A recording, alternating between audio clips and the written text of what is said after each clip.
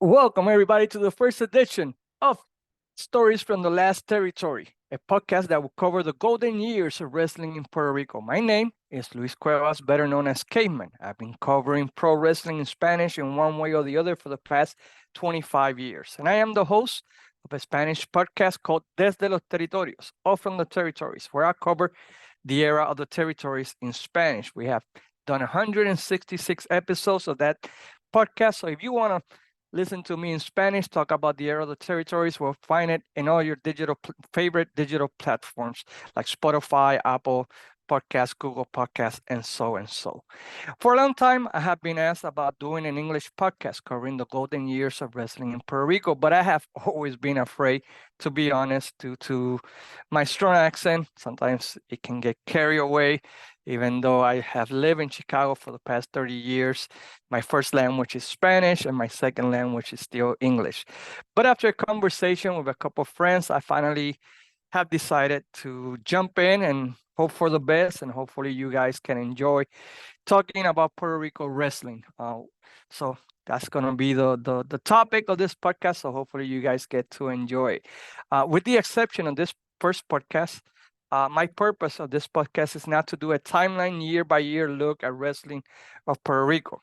Of course, every now and then we are going to cover some years in particular, but mostly we're going to be talking about the great fields like Hercules against Carlos, or Invader versus Chiqui Star, the Brody and Hansen field against Carlos and Abdullah the Butcher.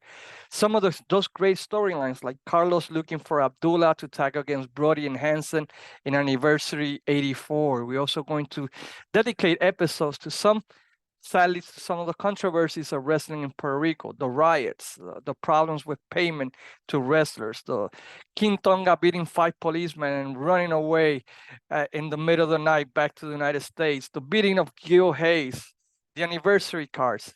And eventually, of course, we will talk about the 1,000-pound gorilla in the room that has followed Puerto Rico wrestling since 1988, the infamous Jose Gonzalez and Bruiser Brody situation. We're going to be talking about the ups and downs of wrestling in Puerto Rico, and hopefully give you guys a little flavor of what made wrestling in Puerto Rico so popular in the late 70s and 80s, and the decline to this day of wrestling in the island. I'm open to suggestions. If you guys want me to cover a topic in a specific, please send me an email at luiscuevas36@gmail, or leave a comment in the YouTube page, and I will try my best to cover it. I will hopefully have guests, and my goal or my dream is to maybe have a wrestler or two that wrestle in Puerto Rico talking about his experience in the island, in the great territory of Capital Sports Promotions. Uh, Before I start going to the meat and the meat and the potatoes of this podcast, I will be doing a disservice to if I don't mention or give a shout out to two people in particular that have helped Puerto Rico wrestling throughout the years. Maybe they don't even know that they have done it, but their service and their research and their posting videos have been great contributions to historians in Puerto Rico like myself, Jesus Salas, Miguel Rodriguez, and many others that, thanks to them, have been able to keep track of what happened in Puerto Rico, match results, cards, episodes of TV. So I want to give a shout out to two people in particular, Matt Farmer and Armstrong Alley.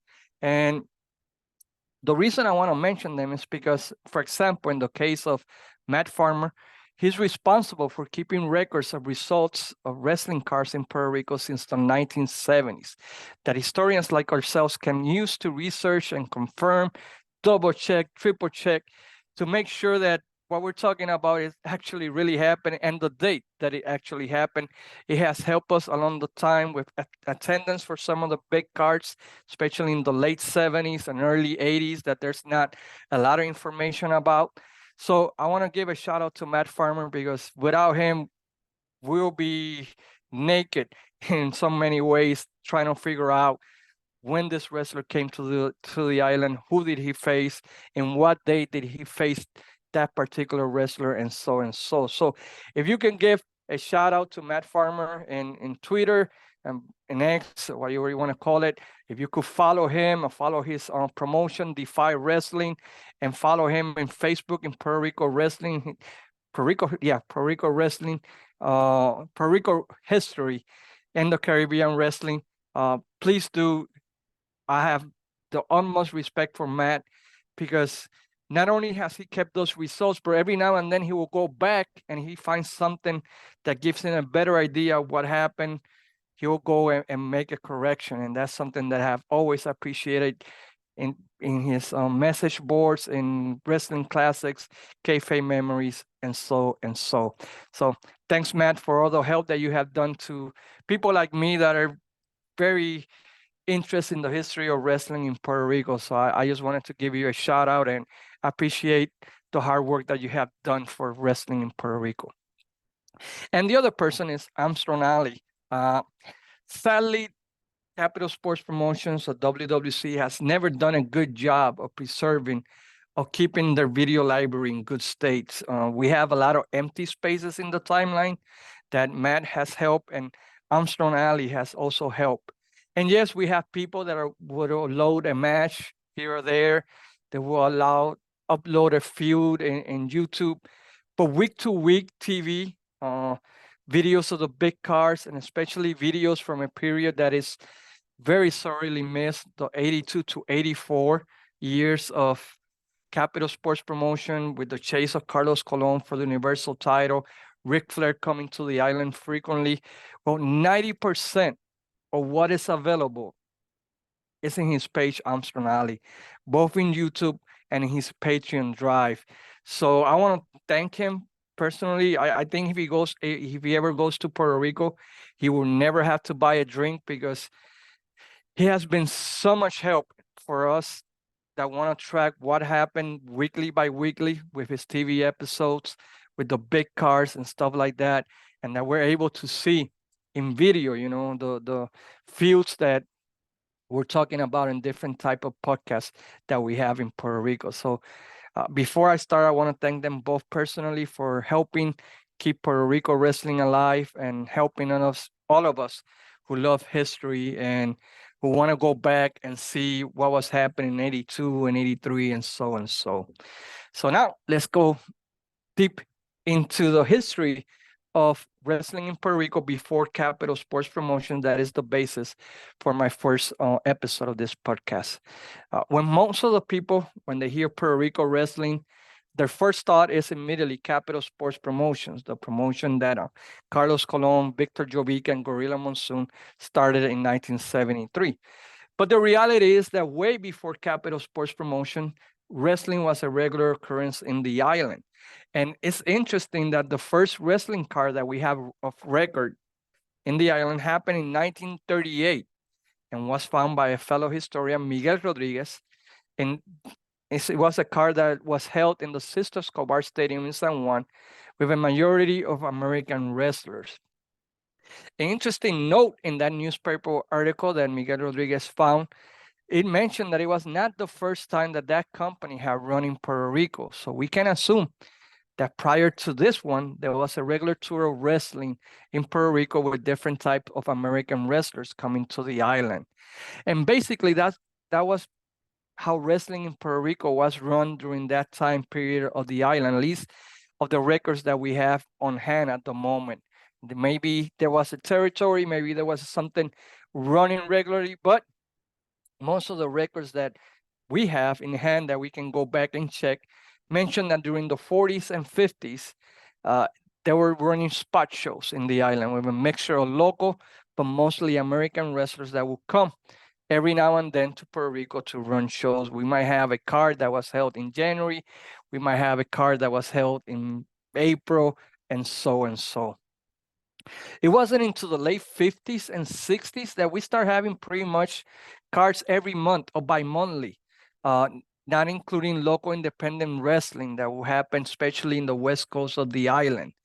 And due to the popularity of the tag team of Miguel Perez and Antonino Roca in New York, we see a lot of the results of those cards in those years of that time period are with both of them on top, facing American wrestlers that they will usually face in the northeast of the state. So we can say with certainty that Miguel Perez and Antonino Roca were probably the first main faces of wrestling in Puerto Rico during that era, the late 50s and early 60s, as they were on top when they would come to the island monthly or bi-monthly to run cars, both in Sister Escobar Stadium or the Iran Bison Stadium, that were basically the biggest stadiums in Puerto Rico during that time.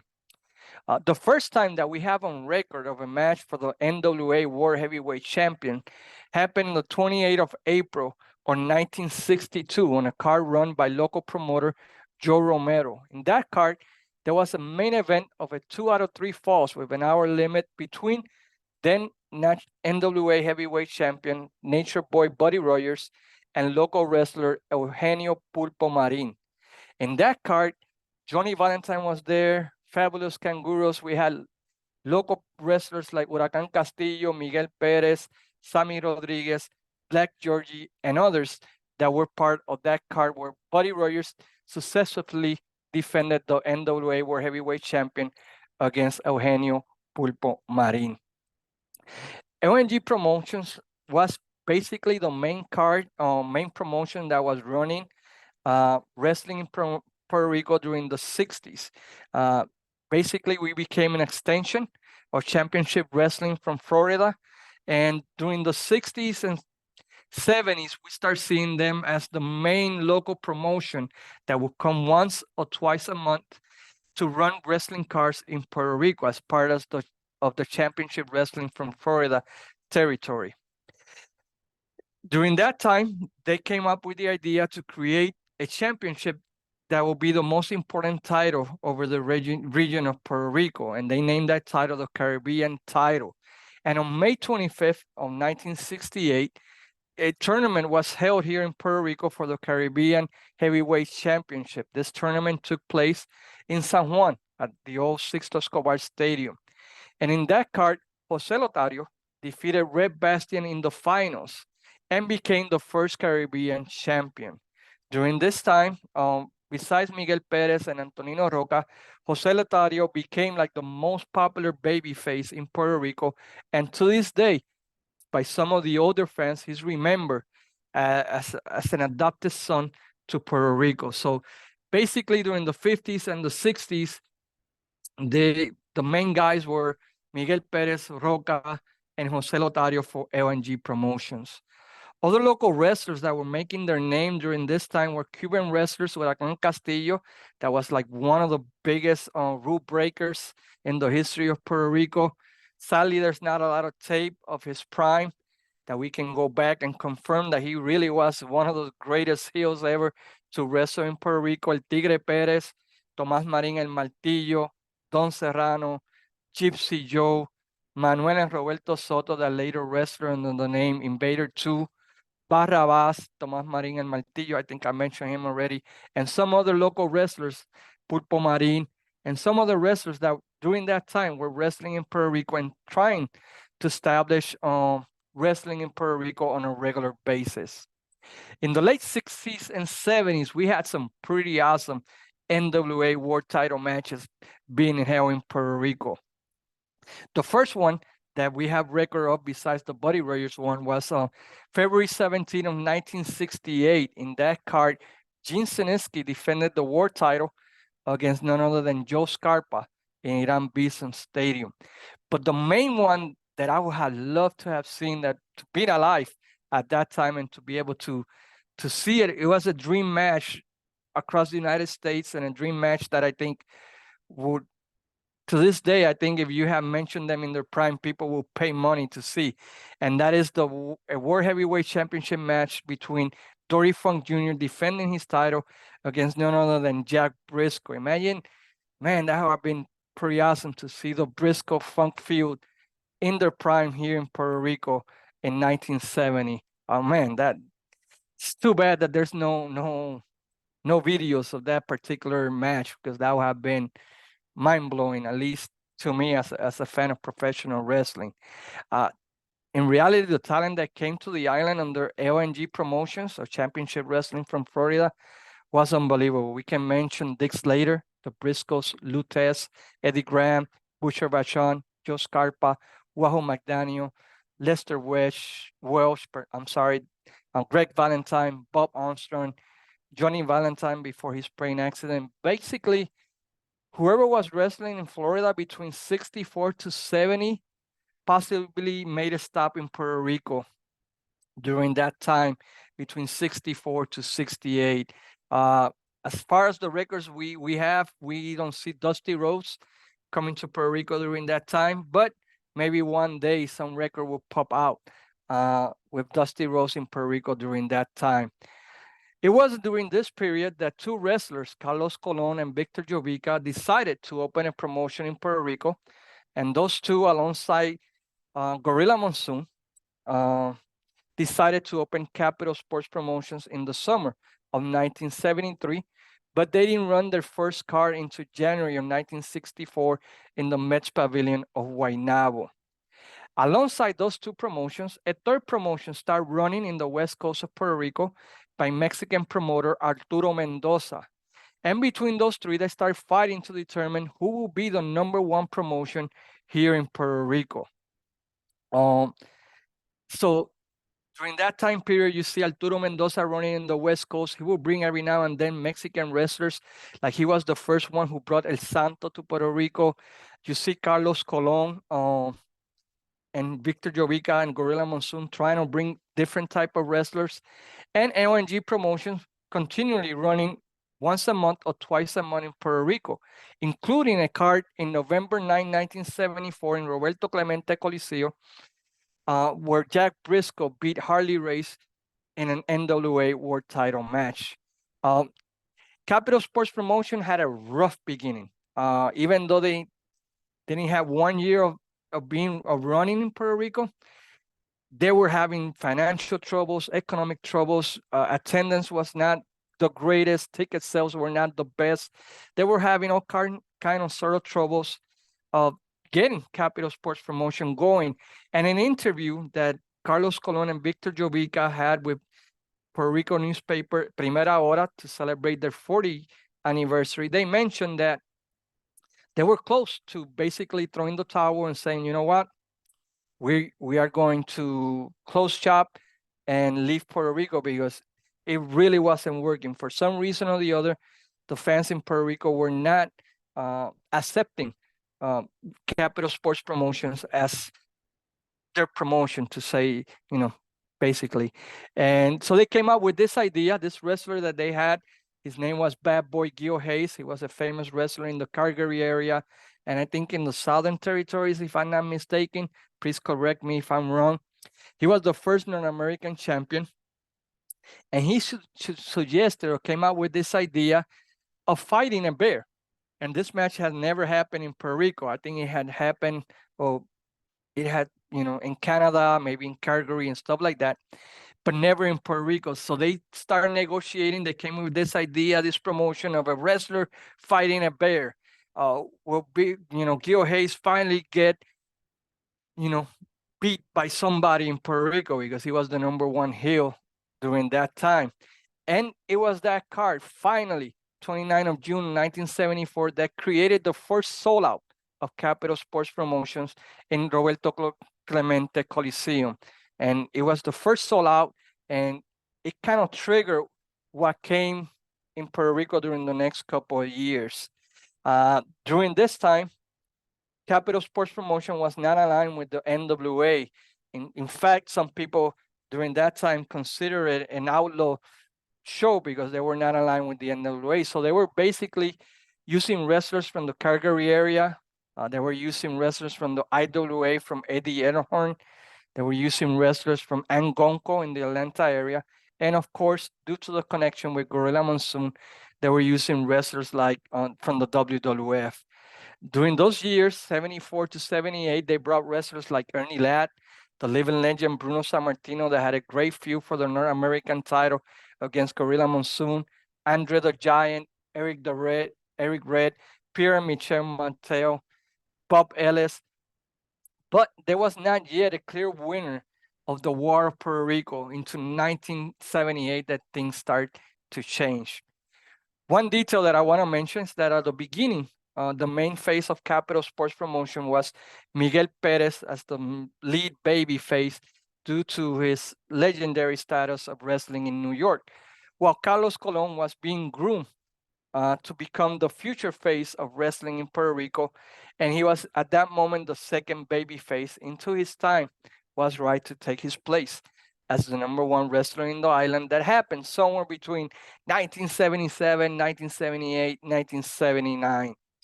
Another thing was that was different from LRG Promotions and Capital Sports Promotions was the style of wrestling.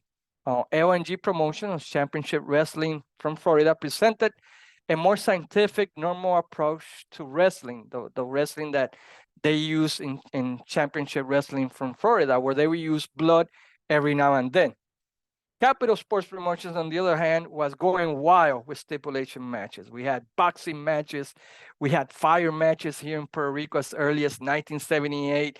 We had cage matches. We had barbed wire, Texas death matches, chain matches, you name it, we had it. And Capital Sports Promotion was bringing it down in Puerto Rico during that time. They even had a match called Lucha Libre, it was, where it was basically like the Puerto Rican version of the Texas Death Match, where there was like no refs, no ropes. It was just a fight into one of the two guys decided to quit or they couldn't get up. Trying to differentiate between the other promotion, and little by little, this approach started working and they start educating the fans to this hardcore and stipulation-based wrestling. And little by little, people start gravitating more to Capital Sports Promotion. The last head-to-head battle between LNG Promotions and Capital Sports Promotions that we had records of, that we can go back and certify, happened in the night of February 4th, 1978, where both held a card about 20 miles from each other, maybe less, from Bayamón to San Juan. LNG Promotion ran the Juan Ramón Lubriel Stadium with a main event of Pedro Morales and Jose Lotario versus Ivan Koloff and Masa Saito, Jack Briscoe versus Lars Anderson, Rocky Johnson versus Hiro Matsuda, Don Serrano versus the Scorpion, and WWC or Capital Sports Promotion tiró la casa por la ventana. They threw the house out the window, saying that we have here in Puerto Rico, with Jose Miguel Perez versus Angelo Poffo, Victor Jovic and Phil Mercado against Huracán Castillo and Ramos, Hercules Ayala versus Jerry the King Lawler. That would have been an awesome match to see. Invader One and Jose Rivera batting for the World Tag Team titles against the Fabulous Kangaroos, Art Costello and Don Kent. For the Caribbean title, Dick Steinberg against Joe Novak, and they went with the heavyweight.